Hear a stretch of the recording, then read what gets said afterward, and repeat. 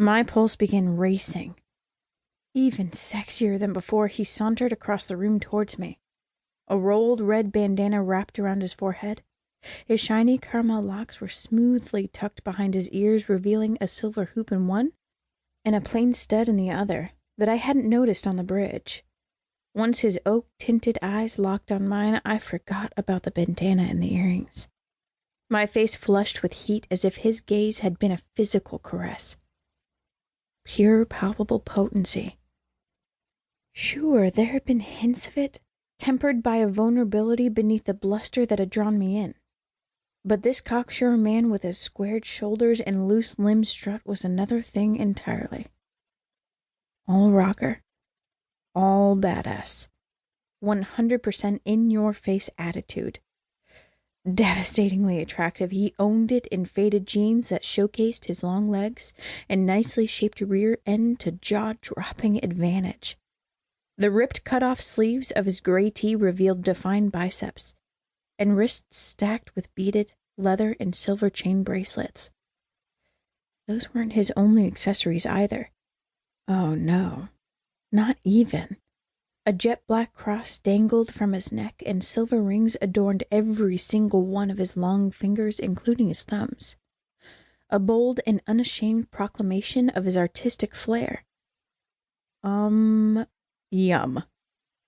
My throat went dry. I could barely swallow. He was making me more nervous than when I'd been 14 and auditioned alongside 1,500 other girls for the lead on Pinky Swear. It took all the acting skills I possessed, and I was pretty darn good, to keep my hands from trembling when he halted in front of me, his body less than a foot away, his eyes assessing as he raked them over me. I suddenly realized that with him, I was way out of my league, completely captivated and already contemplating surrender. I'd been kidding myself to think I could control the situation or him.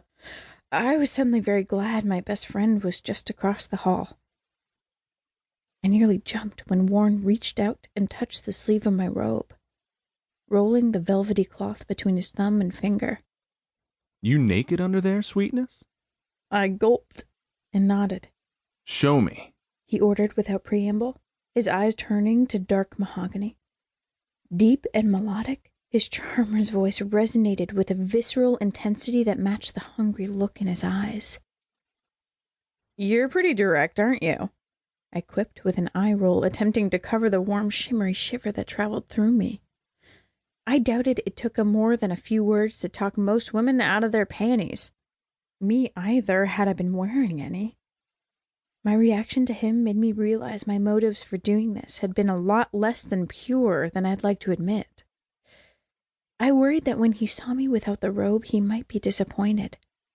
As a rock and roll frontman, looking the way he did, swaggering the way he swaggered, I was certain that he'd seen more than his fair share of naked women. Hand-selected, beautiful, and willing, with barely any effort on his part. Just a slight crook of his ringed finger was probably all it required. Yeah, darling. I'll tell you straight out. Been looking forward to this. His arrogant gaze swept me from head to toe. Kept my ass moving forward through this shitty day. But I'm through waiting. So let's see what you've got.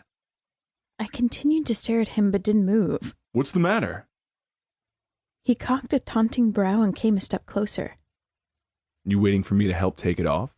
His tone was challenging, and the vibes rolling off him were dangerous and yet alluring all at the same time. I took a step back, my legs colliding with the ottoman behind me. Retreat cut off. Gathering my courage, I lifted my chin. Give me your cell first. Why?